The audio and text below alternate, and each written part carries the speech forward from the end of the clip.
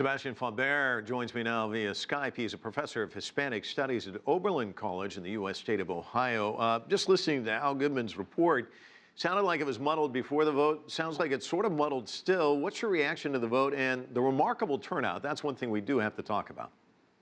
The turnout was indeed remarkable. I think it was a record in Spain's young democracy. So in that sense, I think everybody should be happy that democracy worked. Still, I would say the outcome of the vote was remarkable because the circumstances under which it took place were remarkable.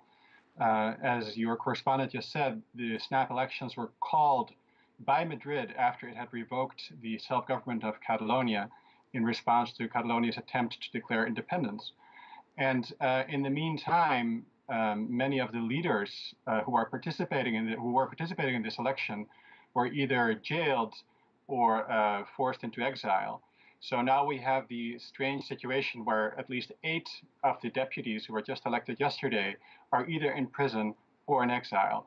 I think it's remarkable that the independence parties managed to eke out a small majority yet again, which indicates that Rajoy's, the Spanish Prime Minister's attempt to use the elections to reshuffle the Catalan parliament to deprive the pro-independence party of their majority, that bet failed in a way.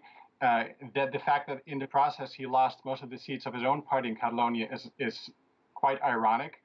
Currently, Rajoy's party governs in Catalonia because of the revocation of self-government, but it only got 4.25% of the vote yesterday. So it's in terms of democracy, it's very strange that a party that only has 4% of electoral support actually governs the autonomous region. What will happen next is a big question. In principle, the 3 pro-independence parties have enough seats to form a government. Whether they'll be able to do that depends because they don't see eye to eye on everything. Meanwhile, as they're still hovering over Catalonia is the revoked self-government, and of course this continued threat of criminal persecution, which happens through the judicial branch, which is not in principle subject to the timelines or the processes of electoral politics. Sebastian, Puigdemont says now's the time for talks. As you pointed out, Rajoy, clearly the loser in all of this, but what's the likelihood of that? I'm not sure. Rajoy is very stubborn, and his tactic to date has been to not give in, to sit it out, and if necessary to apply harsh measures to Catalonia. For him to now sit down with Puigdemont would be a real change in that tactic, and I don't see him doing that necessarily. It could be that Puigdemont, through third parties, through mediators, managed to come to an agreement that, for example, would allow him to come back to Spain. So, for example, he could try to convince the Attorney General to withdraw some of the accusations against him, or at least to guarantee that he will not be arrested right when he steps into Spain and will not go into preventative prison, which has been the fate of some of his fellow political leaders. He might be able to do that, then come back and then assume the presidency of the Catalan parliament, and then within that new legality, come up with a way to negotiate with Madrid. It's going to be really tough, though. And talk to me about long term. Where do you see this thing 5 years from now, 10 years? I mean, how is this going to be settled? That's a really tough question. Part of me thinks that Catalonia will become independent sooner or later. It's bound to, because as this electoral process has shown, the bloc of the Catalan population that believes independence is the best option for Catalonia has not shrunk, despite all the pressure, despite the fact that the pro-independence party couldn't actually deliver at the end of October, where they had promised independence, it didn't happen.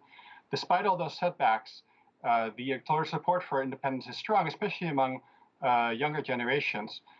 So I think Catalonia might become independent, but regardless, Madrid has to come to terms with the fact that such a large part of what is one of the 2 most prosperous regions of Spain doesn't currently feel that they belong to the Spanish state. So something has to change in the attitude in the central government in Madrid for this to come to any kind of solution. And we cannot see this really independently from the European context.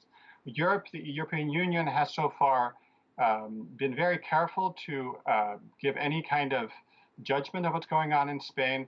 Yesterday, Brussels did not issue any statement about the elections. It will issue a statement in January. But the European Union has to also come to terms with this question of sovereignty. It's really a question of where does sovereignty lie within the European states and within the European Union. And there's a way, I think, in which these independence movements that we're seeing in Spain, but also in other parts of Europe, are an expression of a frustration among the population that they feel they have lost their rights to their self-government. And so I think it's eventually a solution, I think, will not be found without Brussels intervention in some way. Well, Sebastian, we're going to leave it there. Thanks so much for joining us from Oberlin, Ohio.